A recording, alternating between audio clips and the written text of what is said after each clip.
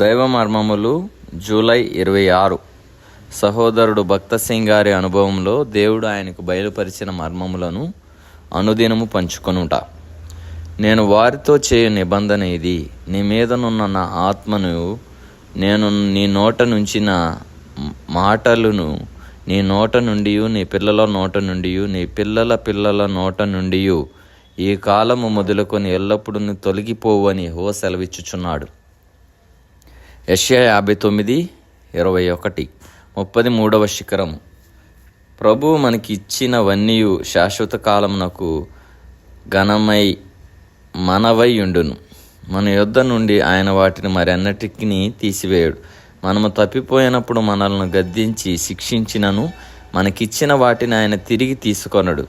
మరియు ఆయన నా ఆత్మను మీ మీద ఉంచి ఉన్నాను అని చెప్పుచున్నాడు. ఎన్నిసార్లు ఆ ఆత్మ నీతో మాట్లాడి ఉన్నాడు? నిజముగా తిరిగి జన్మించిన వారు కూడా తరచుగా లోక స్నేహము, ఆకర్షణల వలన భ్రష్టులైపోవుచుందురు. అయినప్పటికీ వారు నా కుమారుడా, నా కుమారి రమ్ము, తిరిగి నా యొద్దకు రమ్ము, తిరిగి నా యొద్దకు రమ్ము అనే స్వరమును ఎల్లప్పుడూ వినుచుందురు. అట్టి రీతిగా ఆత్మ మనతో పోరాడుచునుండును. నా ఆత్మ నీ యొద్ద నుండి తొలగిపోదు అనునది దేవుని వాగ్దానమని జ్ఞప్తి అందుంచుకొనుము. కూడికలోనో లేక నీ మౌన ధ్యాన సమయములోనో నీవు నేర్చుకొనిన సంగతులు నీకు శాశ్వత స్వాస్థ్యమగును. మనకు మహిమ కలిగిన శరీరములు ఇవ్వబడిన తరువాత పరిపూర్ణ జ్ఞానం మనకివ్వబడును.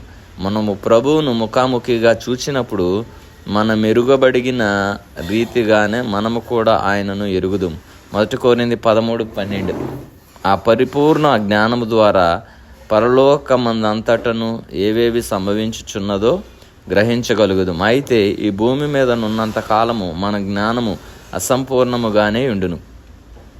పరలోకములో నీవు పూర్ణ జ్ఞానము కలిగి ఉండుటచే అక్కడనున్న వారందరినీ పేరు పేరు వరుసన ఎరిగియుందు. పరలోకంలోని ప్రతి భాగమును గూర్చి మనకు తెలిసి ఉండును కనుక పరలోకంలోని ప్రతి భాగము మనంతట మనమే పోగలము.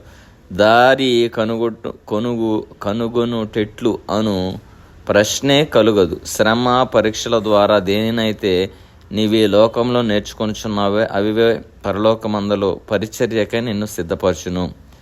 కాబట్టి మనము కూడా దేవుడు మన యందు ఉంచిన ఆయన ఆత్మను మన పిల్లల తరములు కూడా ఆయన ఉంచులాగిన మనము కూడా ఆత్మీయముగా ఎదగబడి ఆత్మలో ఎదిగిన వారమై దేవుడితో మనతో బోధించు సంగతులను మనము కూడా అనుసరించి నడుచుకొని మన బాయి తరముల వరకు కూడా వాటిని అందించలాగిన మనము కూడా ఆయన పరిపూర్ణ జ్ఞానంతో ఎదుగులాగున దేవుడు మనకు అటువంటి అనుభవంను దేవుడు దయచేయునుగాక. ఆమెన్.